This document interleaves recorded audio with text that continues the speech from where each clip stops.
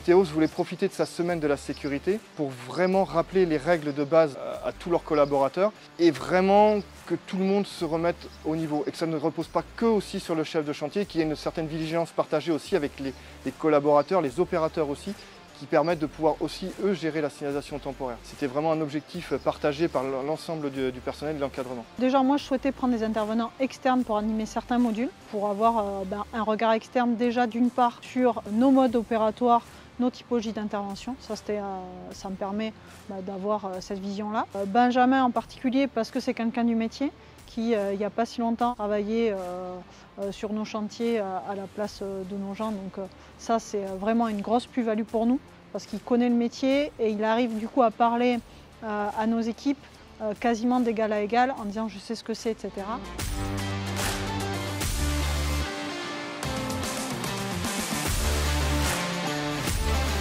L'objectif aussi, dans un deuxième temps, c'était de leur donner des outils. Et c'est vrai qu'on leur a mis en place certains outils, des petits mémos, des applications sur smartphone aussi, voilà, qu'ils sachent les utiliser. Ça, c'était important aussi. Il a su s'adapter à notre demande, c'est-à-dire moi, je ne voulais pas qu'on fasse venir les gens de terrain au bureau pour parler de sécurité, mais leur dire, faire passer le message que la sécurité, on sait la faire sur le terrain, on sait parler de sécurité en travaillant et on n'a pas besoin de s'arrêter pour parler de sécurité et pour faire de la prévention. Benjamin a su prendre cette contrainte et venir sur nos chantiers parler de sécurité et du coup balisage avec nos équipes. Et ça, c'est ce qui a fait que j'ai dit banco. Et c'est vrai qu'on a repris les bases.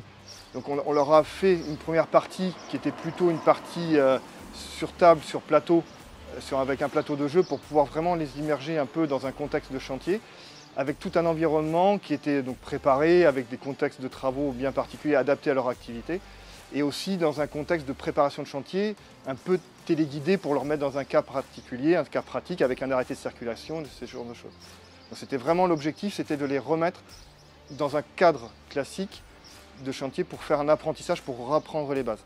Parce qu'on se rend compte qu'avec le temps, on oublie un peu. Le plateau, c'est toujours une très bonne introduction. Voilà, on peut se limiter à ça si l'atelier dure que sur 1 heure et demie.